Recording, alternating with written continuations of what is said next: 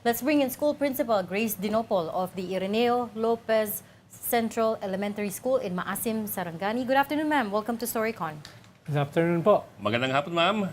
Ma'am Grace. Mahina yata yung linya. Ayun. Hello po. Ay, Good Ma'am Grace. afternoon. Magandang hapon po. Hi, Ma'am Grace. Asan po kayo ngayon? Nasa Maasim? Po, nasa Maasim po. Nako, medyo choppy tayo, Oo ma'am. nga eh.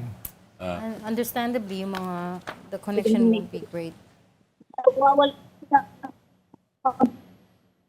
Ma'am, teka po. Ay, kasi kung ganyan ang audio natin, baka mas maiging mag-phone na lang tayo.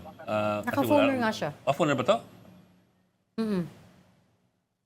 Zoom to? At tatanggalin ko muna yung video ko po. Oo. Zoom po, Zoom. Kasi kung ganyan, mas maiging audio mo lang kasi total, marami naman tayong pictures na pinadala nyo eh. Opo, audio na lang po. Yan, ma'am. I think that's better, ma'am. Ma'am, ano po? Kamusta kayo dyan? Kayo ating bayang pinakamalapit dun sa epicenter.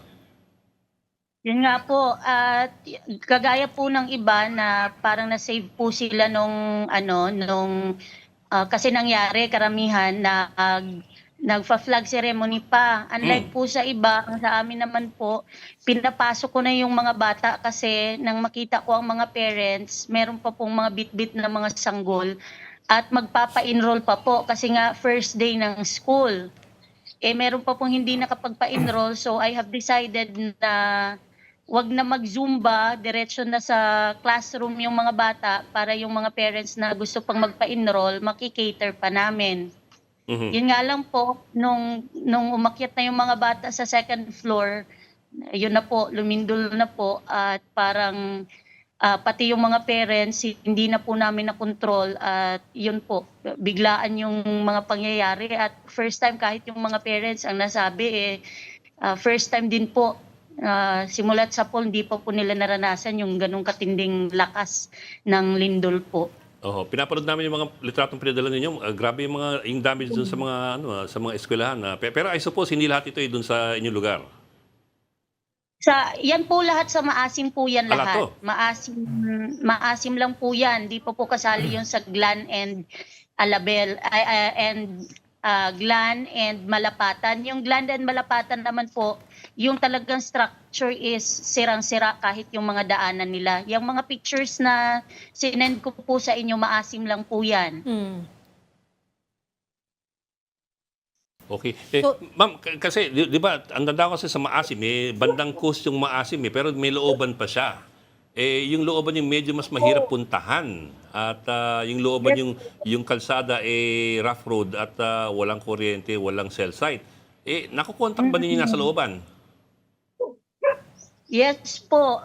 Sa ngayon po, pinupuntahan na po nila. Wala pong klarong mga information. Pero ang sure po nila is yun pong talagang kailangan talaga nila doon ng tubig. Kasi bago po nawala yung signal, ang ano po doon is talagang may mga tao pa doon sa loob-looban na hindi po ma-reach. Lalo na ngayon nasira yung mga daanan na papunta doon. Kaya po ang way of reaching them is mga bangka. Pinupuntahan po sila ng mga bangka. Naghahanap po ngayon ng mga bangka na pwedeng maghatid ng mga tubig na dadalhin doon sa mga lugar na papasok po. Particular po, tubig? Opo, tubig, mga pagkain. Kasi po yung mga nagsilikas, wala na po talaga, walang kuryente doon, so yung tubig na potable, wala din pong supply. Kaya ngayon, kami na dito may mga nanumbalik na po yung kuryente, kami po yung nagsusource out sa tulong po ng aming division office na ma-reach out po yung mga schools, mga kasamahan namin, mga teachers, mga learners po yung focus muna namin ngayon na na-displace po gawa ng lindol. Kamusta naman po yung mga relief operations dyan ng national government? Nakakaabot na po pa o patak-patak pa rin? patak-patak pa rin po. Tapos ang problema din po, yung mga nasa ano lang, ang binibigyan at saka yung announce talaga na pwedeng bigyan, yung mga nandoon sa evacuation site, yung mga hindi, yung mga wala sa evacuation site, hindi daw po, anong tawag nito, hindi daw po eligible to get the relief. So yun po, May ganon? hindi po eligible to receive the relief yung mga tao na wala po sa evacuation site. Nakausap niyo na po ba yung mayor, governor, barangay official, kagawad, or kung sino man para sabihin na kailangan niyo din ng tulong, ma'am? Meron naman po, meron na po, paunti-unti na pong lumalabas, paunti-unti na po yung tulong sa ngayon. Yung governor po namin, nire-reach out na din po, gumagawa na ng paraan. Sila po yung naghanap ng mga bangka sa ngayon para ma-reach yung mga tao na wala po sa mga evacuation center. By this time kasi, dapat yung napakalaki kasi nung General Santos Airport, dapat na ibaba na ron ng mga relief goods, mga medical requirements, etc. At saka mga tao. Halimbawa, kausap ko lang ng isang araw yung governor ng isang probinsya sa norte, nagpadala siya ng isang dosena ng mga engineers diyan para tumulong. May mga dala silang mga aso na trained para maghanap ng mga survivors. So maraming mga probinsya ang nagtutulong-tulong. Dapat diyan ay nakakaabot na yan in a massive way. In a significant way sa inyo.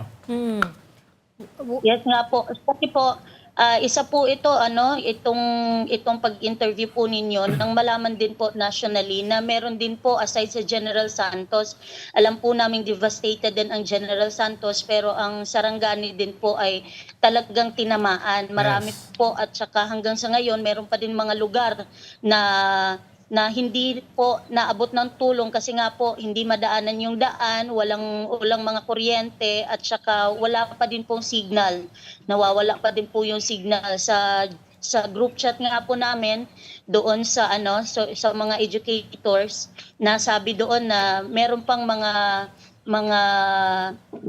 principals, mga school heads na hindi pa nakapag-reply kung ano yung status nila doon kasi po hanggang ngayon hindi pa po sila na-contact. Pero hinahanapan na po ng paraan na ma-reach out po sila doon. Kamusta naman po yung yung usapin ng kalusugan? Usually kasi pag may ganyang disaster, ay nagiging vulnerable yung populasyon sa mga sakit.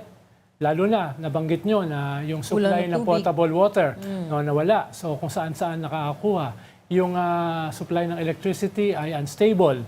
Kailangan din po yan para sa mga lugar na sobra sa init, lalo na ngayon. Tapos yung mga relief centers, minsan nagkakahawa-hawa ng mga sakit. Lalo na yung mga medical facilities ay medyo kapos during that disaster. Kamusta naman po yung usapin ng kalusugan?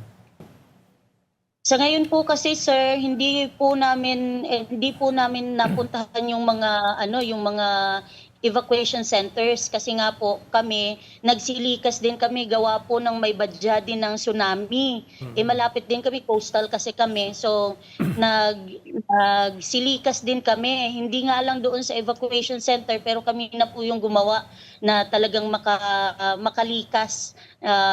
Almost din kami dito kasi mga siguro 10 to 12 na households yung nilipatan namin kasi hanggang ngayon po meron pang may mga malalakas pa na mga aftershocks.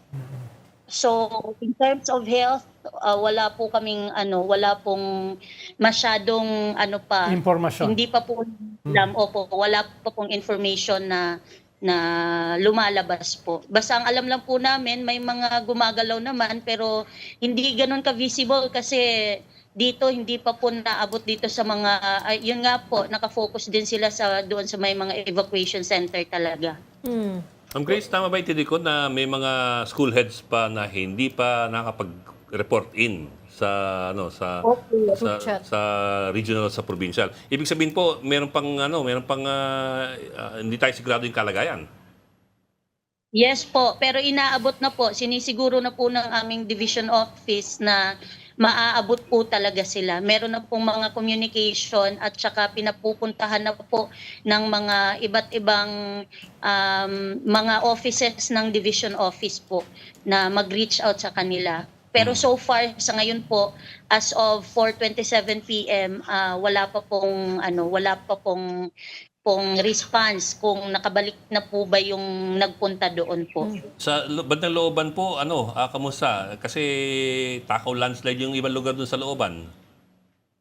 Yung sa looban naman po, yun nga po, nung nagbanta po ng tsunami, ang sabi, pupunta daw sa mga matataas na lugar. Yung napuntahan po natin, Sir Ed, yung dinaanan natin papuntang Datfo, kung naalala ninyo, yun po'y prone to landslide. So kaya po, no, dito sa aming bandahan, sinabi namin, wag na tayo pumunta doon kasi kung may tsunami, o delikado tayo sa tsunami dito, pero pag nagpunta naman tayo doon, tapos nilindol, delikado din Tabunan tayo ka sa naman. landslide. So kahit tayo delikado. Medyo wala kang pagpipilian, no? Opo. What about yung DepEd, ma'am? Nakapag-coordinate na po ba sa inyo or nag-abot na po ng tulong?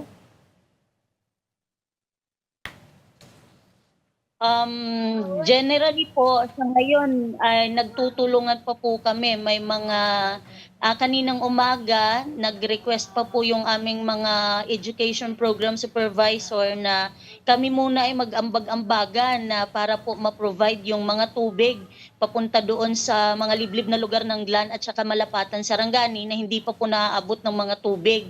So kaya kaninang umaga, meron na pong mga tubig na napunta doon, pero yun po'y ang sources po noon ay yung mga pag-aambag-ambagan ng naming mga taga DepEd, and then maya-maya meron na din pong post na yung government yung aming provincial government ay nagdala na rin po ng mga tubig na ang sinakyan po ay mga bangka, papasok naman doon po. Kayo pa po yung nag-aambag para makakuha ng tubig at this point. Ano yung pinaka-urgent na kailangan niyo po at this time? What help do you need at this time? Sa ngayon po, tubig, pagkain, tsaka po tents. Kasi meron po tayong mga displaced na mga families. Sila po yung kanilang mga bahay. Yun po talaga yung emergency na mga needs ng ating mga kababayan dito sa Sarangani po. Ma'am, yung kalsada, yung highway galing sa Jensen po ng Maasim, yan po ba yung maayos pa o nagkabiyak-biyak na? Meron pong mga nabiyak. Doon po banda sa may yung bayan bago po talaga ang Maasim. Coastal yun, coastal po kasi yun. So, Opo. medyo mahirap pa yung biyahe? Yes po, medyo po. Kaya Para medyo mabagal yung relief goods. Yes po. Isa din po yan sa dahilan. Okay. Subok. Hindi, kala ko tatapusin mo na. Kung sakali lang may kailangan po kayo, may kailangan kalampagin, Sinabi na timbre niyo lang po. And i-double check namin yan, ma'am, no, na yung sinasabi niyo po na yung relief goods ay binibigay lang sa mga nasa evacuation centers at hindi daw po kayo eligible. Check po namin yan. Hindi dapat ganon. Opo. Okay, Ma'am Grace, ingat po parate. At yung mga bata, ingat. Inom po ng mga Thank you vitamins. po. Inom po ng vitamins para medyo may resistance sa mga Kulang nga karamdaman. ng tubig eh. Kailangan tubig. Tubig. But thank you so much for talking to us and joining us kahit na medyo choppy yung line. That was from Maasim, Sarangani, from the Ireneo Lopez Central Elementary School, Principal Grace Dinopol. Salamat, ma'am. Thank you, ma'am. Ingat po. Salamat po.